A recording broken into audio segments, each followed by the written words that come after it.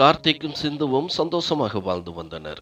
ஒரு நாள் கார்த்திக் தனது அலுவலக பணி காரணமாக ஒரு மாதம் மும்பை செல்ல வேண்டியிருந்தது.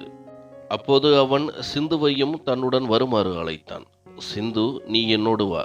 வேலை முடிந்ததும் நாம் இருவரும் வெளியே சுற்றி பார்க்கலாம். திருமணமான பிறகு நாம் தனியாக எங்கும் சென்றதில்லை. தயவு செய்து என்னுடன் வா என்று கெஞ்சினான். ஆனால் சிந்து அவனது வேண்டுகோளை மறுத்துவிட்டாள். கார்த்திக், என்னால் வர முடியாது. அத்தை தனியாக இருக்க பயப்படுவார்கள். அதனால் என் மனசு கேட்கவில்லை என்று கூறினாள்.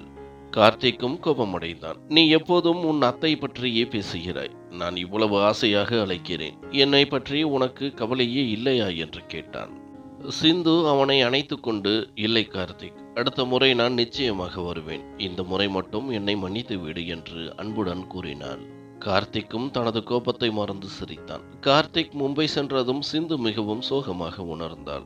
ஒரு நாள் அவர்கள் இருவரும் வீடியோ காலில் பேசிக் கொண்டிருந்த போது கார்த்திக் சொன்னான், சிந்து, நீ இல்லாமல் நான் மிகவும் கஷ்டப்படுகிறேன். இங்கு நான் தனியாக இருக்கின்றேன். நீயும் இங்கே வந்து விடு என்று கெஞ்சினான்.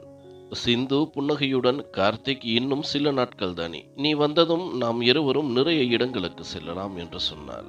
அவளுக்கும் கார்த்திக்குடன் இருக்க வேண்டும் என்று ஆசை இருந்தாலும் மாமியார் சொன்னதை நினைத்து வர மறுத்து விட்டாள். 10 நாட்கள் கழித்து திடீரென ஒரு நாள் சிந்துவின் நாத்தனார் கவிதாவும் அவளது கணவர் ரமேஷும் வந்தனர். அவர்களை பார்த்ததும் சிந்து மிகவும் மகிழ்ந்தாள். அவர்களுக்கு தேவையான அனைத்தையும் பார்த்து பார்த்து செய்தாள். அன்று இரவு சிந்துவின் மாமியார் அஞ்சலி சிந்துவை தனது அறைக்கு அழைத்துச் சென்றார்.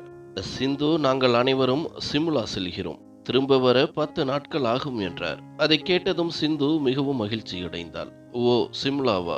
எனக்கும் நீண்ட நாட்களாக அங்கே செல்ல வேண்டும் என்று ஆசை. கார்த்திக்கும் இங்கு இல்லை. நானும் உங்களுடன் வருகிறேன் என்று கூறினாள்.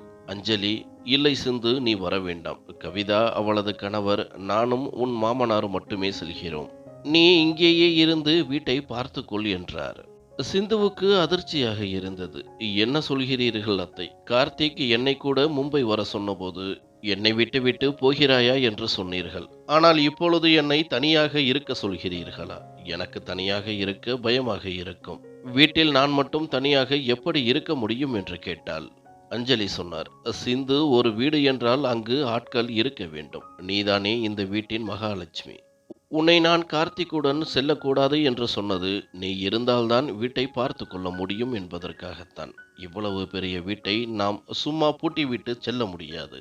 நீ இங்கேயே இரு, வீட்டை பாதுகாப்பாக பார்த்துக்கொள் என்றார். சிந்து கேட்டாள், அத்தை, நான் என்ன வீட்டை பாதுகாக்கும் காவலாளியா? வீட்டை பூட்டுவதற்குத்தானே பூட்டு இருக்கிறது.